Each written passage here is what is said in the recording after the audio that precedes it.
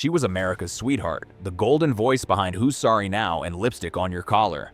But behind the spotlight, Connie Francis lived a life filled with heartbreak, scandal, and shocking secrets the world was never meant to know. From a terrifying assault that nearly ended her career to her deep ties with the mafia, every chapter of her life is more gripping than the last. A mobster's threat changed her destiny. A devastating betrayal led to a bizarre adoption, and political wars divided her fans. But the darkest moment came in 1981 when her beloved brother George was mysteriously killed. A tragedy that shattered her world and left behind unanswered questions. Why did Connie testify before Congress? What hidden truths did the music industry try to bury? And what was the devastating web of lies that surrounded her? Stay with us until the end as we uncover the hidden secrets of Connie Francis's life and how she lost her voice. Born Conetta Rosa Maria Franco in New York, New Jersey, Connie spent her early years in Brooklyn before returning to New Jersey. She grew up in a vibrant Italian Jewish neighborhood where she effortlessly learned multiple languages, including English, Yiddish, and Hebrew. From a young age, her family recognized her exceptional talent. Her father, George Frankenroe, was especially determined to nurture her musical abilities, enrolling her in music school, where she mastered the accordion. Soon, her powerful voice became undeniable, and she began performing at local events, talent shows, church gatherings, and community celebrations, laying the foundation for her legendary career.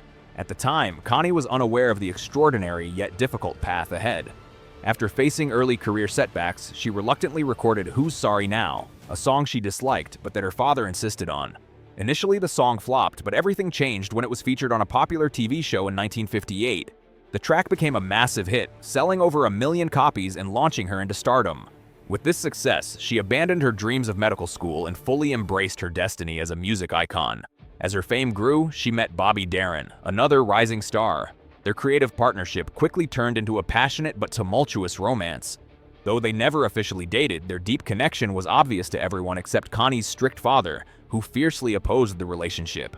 He went so far as to chase Darin away in a fit of rage when rumors spread that the two planned to elope.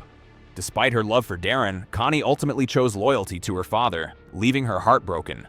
Her pain only deepened when she heard on the radio that Darin had married another woman. Sandra D. Devastated, Connie spiraled into despair, even writing in her diary about dark thoughts. Years later, Darin reached out during his troubled marriage, but their reunion was nothing like she had hoped. Instead, she walked in on him with 2 other women, leading to a chaotic confrontation. Professionally, Connie struggled to replicate the success of Who's Sorry Now and worked with songwriters Neil Sedaka and Howard Greenfield to find new hits. Though she privately disliked some of their ballads, she tactfully guided them toward more upbeat songs that better suited her youthful audience.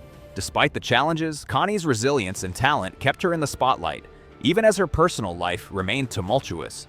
When Neil Sedaka played Stupid Cupid for Connie Francis, she instantly knew it would be a hit, and she was right. The song skyrocketed to the top of the charts, solidifying her place as a global superstar and breathing new life into her career. But with greater fame came new challenges, including an unexpected venture into acting. The producers of Where the Boys Are, 1960, wanted one of her songs for the soundtrack, but Francis went a step further. She took on a starring role in the film. The movie depicted a quiet beach town overrun by rowdy college students during spring break, and Francis's performance captured the wild, rebellious energy of the era, proving her versatility as an entertainer. By 1963, Francis had shifted her focus back to music, but her personal life remained tumultuous. That same year, she met press agent Dick Canellis, and their whirlwind romance led to a quick marriage in 1964. Sadly, the union was short-lived. Within months, cracks appeared, and by winter, they had already separated. Love, however, wasn't done with Connie yet. At 32, she met businessman Izzy Moran, and their passionate connection led to another rushed wedding. The ceremony at St. Osa's Church was intimate and elegant, but like her first marriage, this one also crumbled, lasting less than a year before ending in divorce in 1971. Just 2 years later, Francis married Joseph Garcel, a restaurateur who seemed different from her previous partners. Unlike her past fleeting romances, this marriage lasted longer, offering her a brief period of stability. But 1973, the year they wed, would be the last time she experienced true peace. On the night of November 8, 1974, everything changed. While performing at a hotel in Westbury, New York, Francis was brutally assaulted in her room, an attack that left her physically and emotionally shattered. The trauma derailed her career, and although she tried to return to music, she was never the same. The incident marked the beginning of a long and painful battle for justice and healing, casting a dark shadow over what had once been a dazzling career. On November 8, 1974, while staying at the Howard Johnson's Motor Lodge in Westbury, Long Island, Connie Francis endured a horror that would haunt her forever. A masked intruder broke into her room, turning what should have been a safe space into a scene of terror.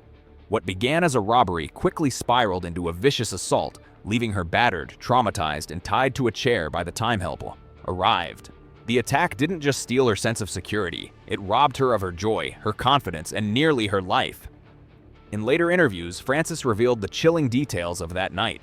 She recalled trying to reason with her attacker, speaking to him as if he were a troubled man rather than a monster. How could I be pulling this off? She remembered thinking. I talked to him like he was a human being. In a desperate bid to survive, she revealed her fame, hoping the fear of a high-profile investigation would stop him from killing her. That split-second decision may have saved her life, but it couldn't shield her from the psychological scars that followed. The aftermath was devastating. Francis, once a radiant performer, fell into a deep depression. She sued the hotel for negligence and won, but justice for her attacker remained elusive. He was never caught.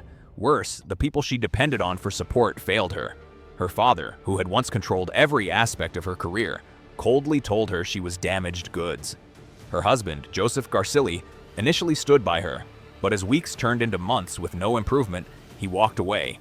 I don't blame him, Francis later admitted. I wasn't the same person. How long can someone watch you lie in bed broken before they give up?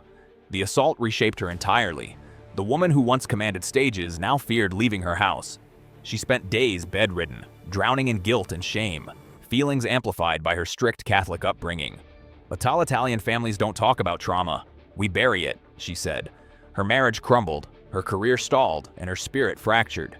In a final attempt to salvage her life, she considered returning to music, hoping it might win back her husband, or at least help her reclaim some part of herself.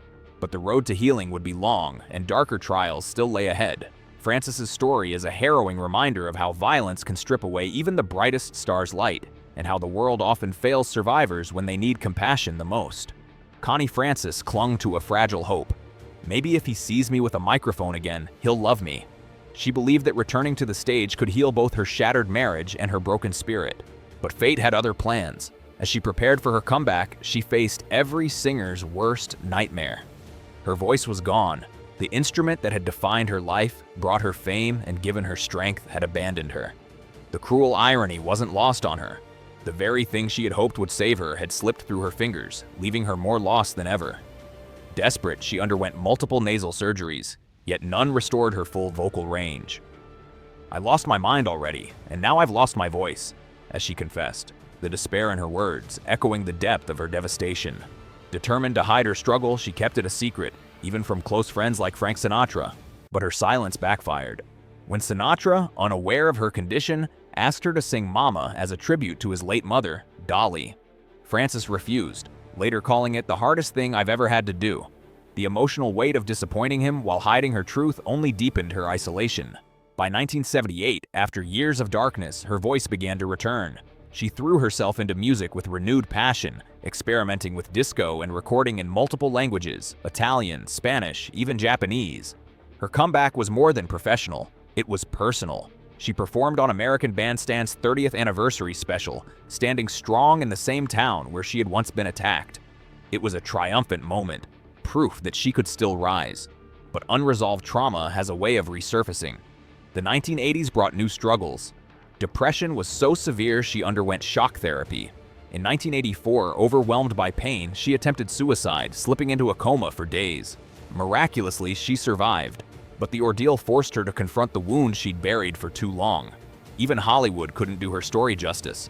Gloria Estefan once planned to star in a biopic, but creative differences, particularly over the scriptwriter, doomed the project. Francis wanted authenticity as Stefan had other visions. The film never materialized, leaving her extraordinary life without its cinematic tribute. And then there were the mob ties, a dangerous world that once saved Don Rickles from a brutal beating, but would later bring tragedy. Francis had used her connections for good, but the darkest consequences of those associations were still to come. Through it all, Connie Francis proved one thing. Resilience isn't about never falling. It's about rising again and again, even when the world tries to silence you. Connie Francis had survived assault, lost her voice, and endured heartbreak, but nothing could prepare her for the tragedy that came next. As her fame grew, so did the dangerous shadow of her family's mafia ties. Her brother George walked a deadly tightrope, working both with the mob and against them as an informant. It was only a matter of time before the balance tipped. Then came the phone call that shattered her. Her father's voice trembled. "Your brother's been shot." "Which hospital?" she pleaded. "He's dead." A scream tore from her throat. The brother she adored, a brilliant lawyer by day, a mafia associate by night, was gone, murdered in cold blood. The investigation confirmed her worst fears. His double life had cost him everything. Months earlier, on the same night she was attacked in her hotel room, Francis had been sorting through fan mail when one letter stopped her cold. A stranger, a desperate mother, had offered her own baby to Connie, believing the singer could give the child a better life. Stunned but elated, Francis immediately called her husband. When he didn't answer, she woke her lawyer at 2:30 a.m. "I have a baby," she exclaimed. Her lawyer thought she had lost her mind, but the nightmare wasn't over. Her attacker stole her fur coat, unaware that the letter and baby photos were tucked inside. In the chaos, Francis forgot about the child entirely until baby Joey arrived on her doorstep months later, wrapped in a red bow. "I'd always dreamed of having a baby," she confessed, "but I couldn't even handle my own." Still reeling from trauma, she hired help, struggling to bond with Joey. Yet 6 months later, she officially adopted him, proof that even in her brokenness, love persisted. She was also notably involved in American politics, particularly as a vocal conservative activist in the later years of her career. Her political engagement became most prominent during the 1980s and 1990s when she emerged as an outspoken supporter of Republican causes and candidates. Having endured personal trauma and professional setbacks, Francis channeled her resilience into advocacy, frequently speaking out on issues such as victims' rights, law and order, and American patriotism. She was especially passionate about supporting law enforcement, a stance influenced by her brother George's murder and her own harrowing assault in 1974, which left her deeply distrustful of lenient criminal justice policies. Francis became a prominent figure at Republican national conventions and campaigned for several GOP candidates, including Presidents Ronald Reagan and George H.W. Bush. She frequently performed at political rallies and fundraisers, using her celebrity status to draw attention to conservative causes. One of her most significant political moments came in the late 1980s when she testified before Congress in support of victims' rights legislation. Sharing her own traumatic experiences, she advocated for stronger protections for crime survivors. Her testimony was emotionally charged and underscored her belief in tough-on-crime policies, aligning with the Republican law and order platform of the era. Beyond criminal justice reform, Francis was a staunch anti-communist and an advocate for a strong national defense, reflecting her Italian-American upbringing during the Cold War. She also spoke out against what she perceived as declining moral values in entertainment, criticizing the rise of explicit content in music and media. In interviews, she often lamented the loss of the golden age of American culture, tying her political views to her personal experiences in the entertainment industry. Despite her activism, Francis's political involvement was not without controversy. Some critics accused her of oversimplifying complex issues, while others in the entertainment industry distanced themselves from her conservative views. Nevertheless, she remained unapologetic, framing her advocacy as an extension of her survival mentality. Just as she had fought to reclaim her career after trauma, she fought for the political causes she believed in.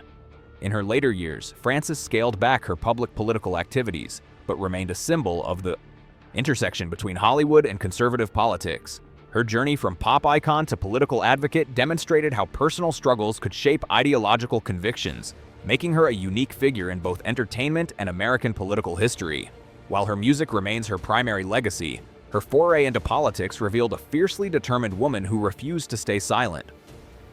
Whether on stage or in the public sphere, Connie Francis's life was a symphony of extremes: global fame, crushing betrayals, miraculous second chances. She lost her voice, her brother, and nearly her life, but never her will to fight back. Her story isn't just about survival, it's about finding light when the world goes dark. If you were moved by Connie's journey, let us know. Like, subscribe, and stay tuned for more unforgettable stories. Until next time, take care and remember, even the fiercest storms can't silence a true star. Thank you for reading.